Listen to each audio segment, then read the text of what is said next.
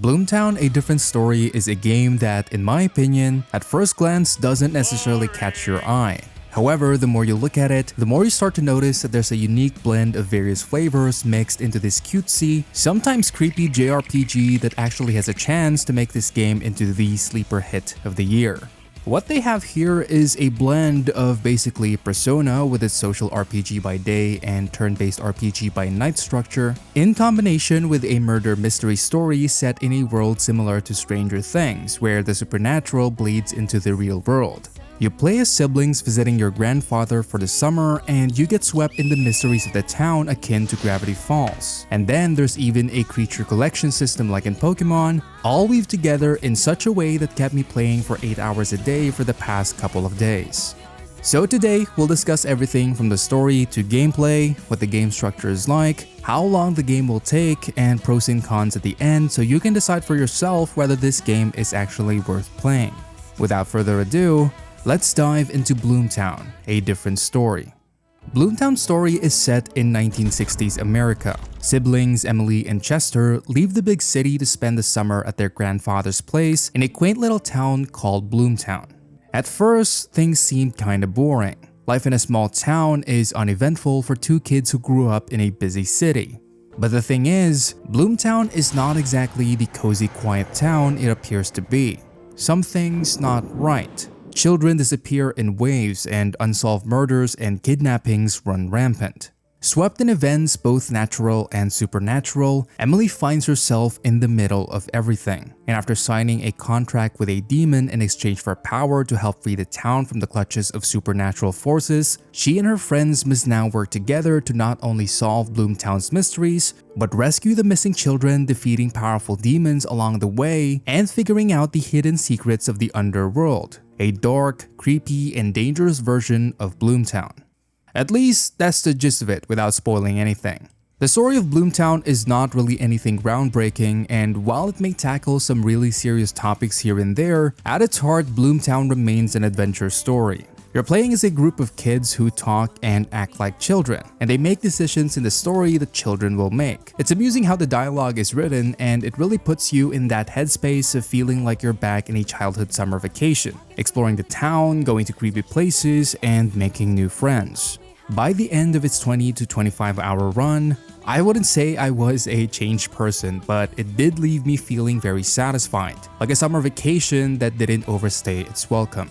Before moving forward, I'd like to first thank the sponsor of this video, Gamivo.com. Gamivo is an online platform for gamers where you can get your favorite games, including recently released ones like Elden Ring, Shadow of the Erdtree, or the whole Dragon Age series at the best prices. They've got a huge selection of games for all the major platforms, and not only that, but they've currently prepared a 5% discount code for the viewers of the channel. That's right, if you head to the link down below in the pinned comment or the description of this video, it'll direct you straight to their website. Pick any game you want, and on the checkout page, make sure to type in code Kaganath to take advantage of the 5% off. In addition, if you want to have exclusive daily or monthly discounts and VIP access to a 24/7 live chat with their support team, go ahead and sign up for Gamivo Smart. It comes with everything I mentioned, plus pre-order priority and a free customer protection program. All of that for only $1.08 a month. They're also verified in Trustpilot, having amazing reviews, so you know that your purchases are protected. So if you want to get your favorite games at discounted prices and support this channel at the same time, head on over there with the link down below and make sure not to miss out on the 5% discount with code Kaganath.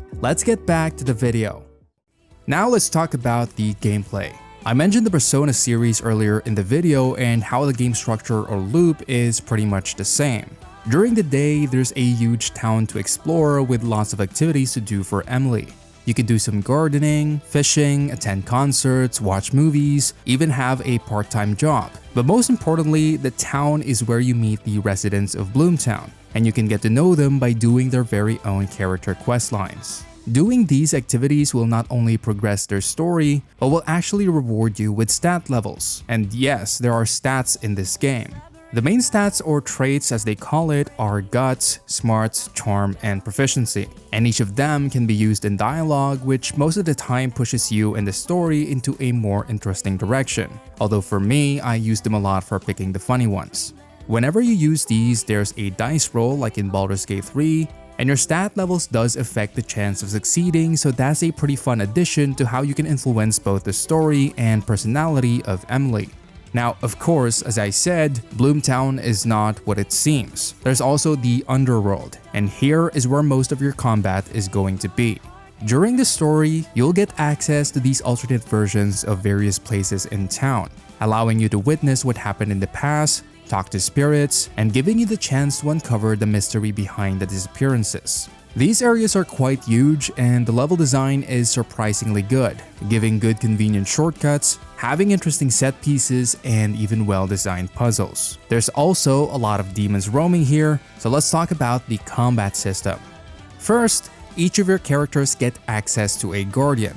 In Persona terms, it's your persona. In JoJo terms, it's basically a stand. These guardians give you access to your spells, but on top of that, you can also equip a melee and a ranged weapon.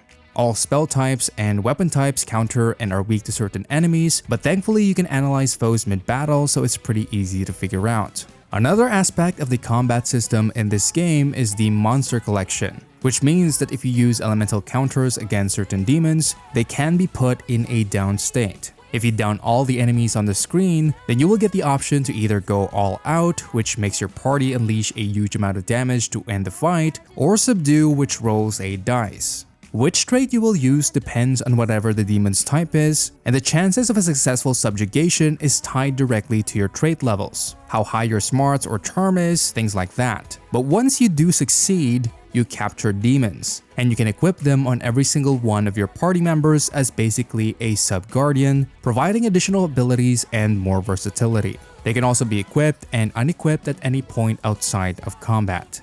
They also have their own leveling system. Your guardians, the main ones, level up as you do battle, and when they do, sometimes they unlock new spells and you can choose which one makes more sense for your build. The demons that you capture, however, need to be leveled up through fusion, which is a system where you use weaker demons as XP fodder to level up the ones you like best. They can also unlock new spells this way, but you don't get to choose. It's entirely based on the demon that you captured. The combat is pretty simple. At the core, it's just your average turn-based RPG, but the art, the animation, and the music is so incredibly satisfying that I never really felt bored even though there wasn't a lot of innovation in its system. It's solid, it feels good to play, and there's just the right amount of encounters to keep me on my toes. Oh, and the music is an absolute vibe. Before I go to the pros and cons, I wanted to talk about content, because for this type of indie RPG, a lot of people tend to question the value for money. Basically, how much content is there in the game, and is it worth the price tag? Now, I couldn't find the Steam price for this game since I'm writing this video pre-release, but I did see Nintendo listing it at $24.99. For me, it took me about 25 hours to finish the whole game, doing everything I found, all the side quests, character quests, and main story.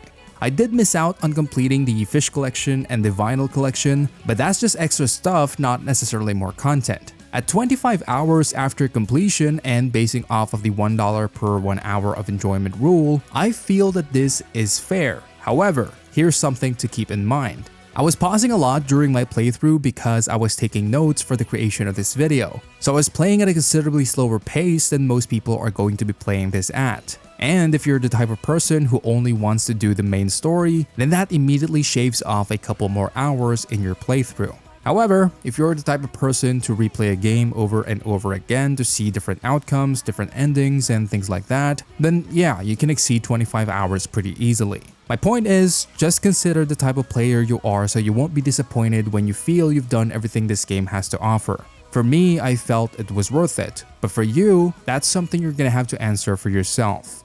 Pros. The game has a very well crafted story, and I felt that it was a satisfying adventure from beginning to end. The visuals, the animation, the music are all top-notch, and a lot of attention to detail was put into the world, making the game feel very alive and lived in. The map is also quite large, with lots of things to explore and secrets to uncover. The combat is a half pro, half con. I liked it a lot, but it does remain simple to the end. In terms of progression beyond stats, there's a couple AoE skills, some debuffs, but not really much else. Not good enough to be put in as a pro, not bad enough to be put in as a con. Bugs, however, were a bit of a problem. Throughout the game, I felt that it was super polished. It ran smooth, I had no problem with the quest bugging out and stuff like that, but in the last fight, all my consumables were mixed up. HP items couldn't be used, SP items, which are like mana items, were showing restore HP on the description, and even the revive items I hoarded were bugging out and I couldn't use them. This wasn't too much of a problem on normal difficulty. I had to retry the final boss once, but this game would basically be unbeatable on higher difficulties until the devs patch it. So that's definitely the only massive con this game has for me. And also stutters in one of the underworld maps, but that one's more nitpicky and can probably be easily patched as well. So that's Bloomtown A Different Story. If you're enjoying these videos and want to help support me in getting this channel up and running all the way, please feel free to check out our Patreon. There's not a lot there at the moment, so I could definitely use your guys' help in letting me know what you want to see there. The patrons directly support the creation of these videos, so again, thank you very much. Hit that like and subscribe button for the algorithm, and I'll see you guys again next time. Bye bye.